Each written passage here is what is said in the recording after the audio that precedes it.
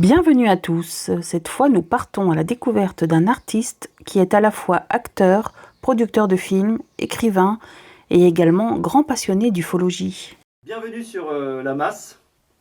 Aujourd'hui, je suis très honoré de recevoir Morgan Priest. On va commencer directement dans le vif par une question. Cette question, c'est Morgan, crois-tu en une révélation ultime? Priest ou Priest? Justement. Priest. Première question du Morgan Priest ou Priest? Voilà. En ultime révélation, qu'est-ce que tu entends par là? C'est un peu la question bateau, enfin générale, ouais. Dans le sens où crois-tu en une révélation où finalement on va découvrir une chose incroyable au niveau ufologique? Au niveau ufologique, je pense qu'il faudra encore beaucoup.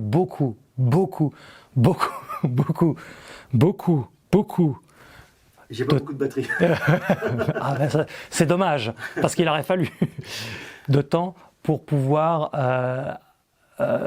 alerter, c'est pas le mot, mais en tout cas faire prendre conscience à l'opinion publique que nous ne sommes pas le petit nombril de l'univers, nous ne sommes pas les heureux élus tout seuls comme des pauvres cons. Il va falloir encore beaucoup de temps. Je le vois par rapport à mon métier, travaillant dans l'ufologie. Je discute avec des gens de toute classe sociale et je vois bien qu'on ne peut pas en parler à tout le monde, loin de là. C'est pas une révélation pour le coup, puisque mon père était ufologue, donc si tu veux, j'ai grandi, évolué là-dedans depuis mon plus jeune âge, donc c'est quelque chose de presque banal pour moi, et je l'ai toujours constaté. Par contre, il faut être tout à fait honnête, il y a quand même un petit éveil qui se fait au sein d'une petite partie de la population, grâce au cinéma, grâce à tout un tas d'ufologues qui existent dans le monde. Je les connais pas tous, loin de là, il y en a, c'est toute une communauté. Mais on voit quand même qu'il y a de plus en plus de chaînes sur les réseaux sociaux, de plus en plus de monde qui parle. Moi-même, en ayant monté la structure OVNI France, je vois bien que je suis vraiment de très contacté, et donc c'est quand même positif. Mais une révélation sur le plan international à toute la population, très honnêtement, je n'y crois pas du tout. Il y en a qui parlent de 2027, 2028, il y en a qui donnent des dates. À partir du moment où il y a des dates de données déjà, je n'y accorde pas de grande importance. Merci. Bon, finalement, tout ton travail, toutes tes enquêtes, de tout ça, tu attends quoi? Tu attends quelque chose de tout ça? J'attends pas quelque chose, mais premièrement, j'honore la mémoire de mon père. Encore une fois, comme il était ufologue, moi j'ai travaillé dans beaucoup de domaines. C'est-à-dire que techniquement, si on veut faire une chronologie de ma biographie, ça n'aura pas assez de batterie pour tout expliquer, mais globalement, j'ai grandi dans l'ufologie. Mon père m'en parlait tout le temps, je posais des questions, voilà, on avait des échanges longs, même quand j'étais gamin, que j'étais enfant, je me rappelle. Donc, si tu veux, ça fait partie de ma vie. Après, je me suis intéressé à d'autres choses, à différentes formes ésotériques. Après, je me suis adonné à des études théologiques. Et aujourd'hui, je travaille beaucoup en ce qu'on appelle en neurothéologie. Donc, c'est la neuroscience, parapsychologie, théologie et physique quantique. Tu vois, donc ça, c'est tout un programme. Donc, je suis chrétien, mais un chrétien relativement marginal au catholicisme institutionnel. Tu vois, donc c'est tout un parcours. Et je me suis aussi beaucoup intéressé à la cryptozoologie autour d'un animal qu'on appelle le loup-garou.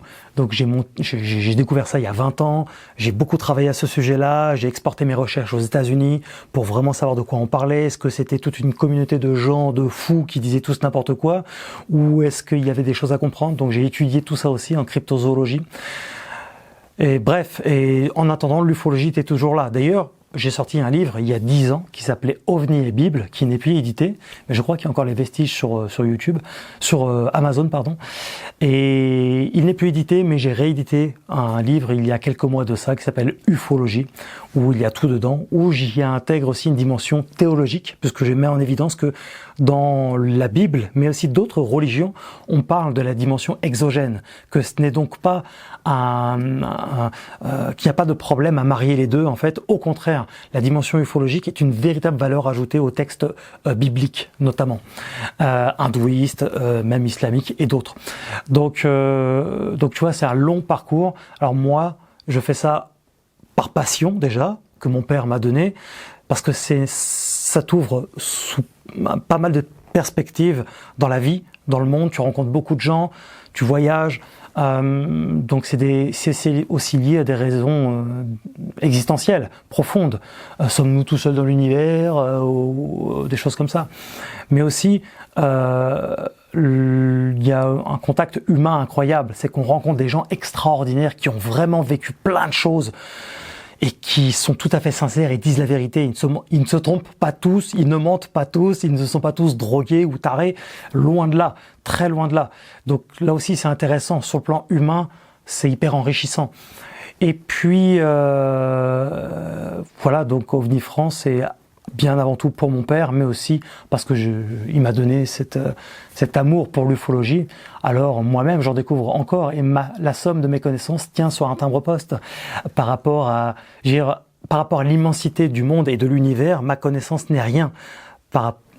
Même si je connais des choses, je connais toujours rien dans le fond. T'ouvres 10 portes, il y en a 100 derrière, et t'ouvres les 100 portes, t'en as 1000 derrière. T'ouvres les 1000 portes, t'en as 2000 derrière. T'ouvres les 2000 portes, t'en as 3000 derrière. Non, j'arrête, je vais pas tout faire pendant 2 heures. Mais j'adore le comique de répétition, donc attention. Mais ce que je veux dire par là, c'est que c'est un monde vaste. Et quand tu travailles en ufologie, eh bien, t'en arrives quand même à un moment donné, de toute façon, au raisonnement de est-ce que Dieu existe? Parce que puisqu'il y a tout un tas d'entités exogènes, alors qui les a créées? Tout à fait. Mais dans cette passion, j'allais dire, qu'est-ce qui te donne cette force de continuer? Qu'est-ce qui te pousse? Parce qu'on a l'impression que chez toi, tout est intact. Avec toutes ces années de travail, qu'est-ce qui te donne encore cette énergie? Est-ce la recherche de la vérité? Est-ce que c'est un cadeau à offrir à ton papa, par exemple? J'ai parlé toute ma vie, en fait, même en tant que personnage public. Ça fait plus de 20 ans que je suis un personnage public. J'ai fait beaucoup de films dans le cinéma, beaucoup de conférences, de la musique. J'ai abordé beaucoup de sujets en théologie. J'ai fait beaucoup de choses, j'ai écrit pas mal de livres. Tu vois, je m'intéresse à la vie, globalement. Et donc, quand tu t'intéresses à la vie, tu t'intéresses fatalement aussi à la vie extraterrestre. Je suis passionné par la vie, par l'œuvre de Dieu, par tout ce qui nous environne. Je trouve ça complètement hallucinant, complètement dingue. Et la nature elle-même témoigne de l'existence de Dieu. Tu vois, donc pour moi, tout est assez lié dans le fond. Et quand je regarde les animaux, la nature, l'environnement, tout ça, je pense aussi à Dieu. Tu vois, j'ai une vision transcendantale. Tu vois ce que je veux dire? Mais je dois dire que depuis que mon père nous a quittés en janvier 2026, mon père était tellement quelqu'un d'extraordinaire. Mais je dis ça parce que c'est mon père. Vraiment, c'est quelqu'un qui avait de l'or dans les mains et dans son esprit aussi, parce c'était pas juste un manuel. C'était quelqu'un qui savait utiliser sa tête pour se servir de ses mains. Il savait tout construire, reconstruire. Et il avait des centres d'intérêt incroyables. Il s'intéressait à la nature, mais vraiment, quoi. Il regardait des reportages tout le temps.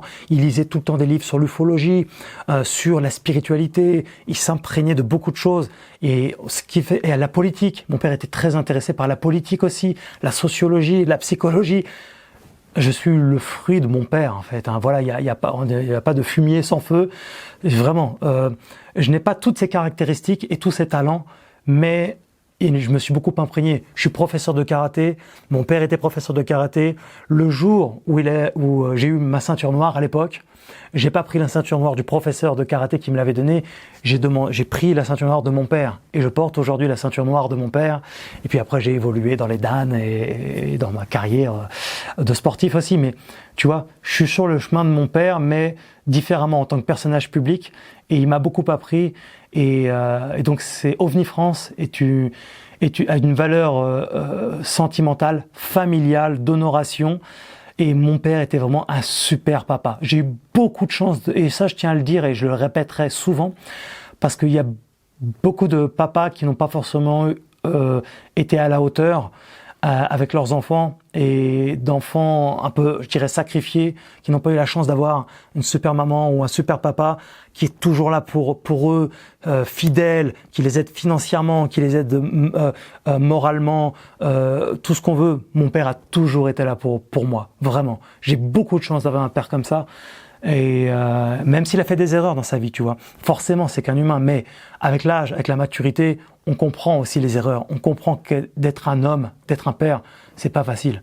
J'ai beaucoup de chance. C'est un vrai morceau de de vie, une tranche de vie super intéressante.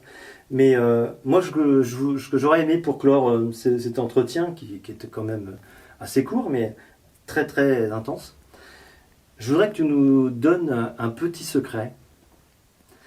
On en a tous. Hein. Ouais. Et ça se passe dans tes interviews.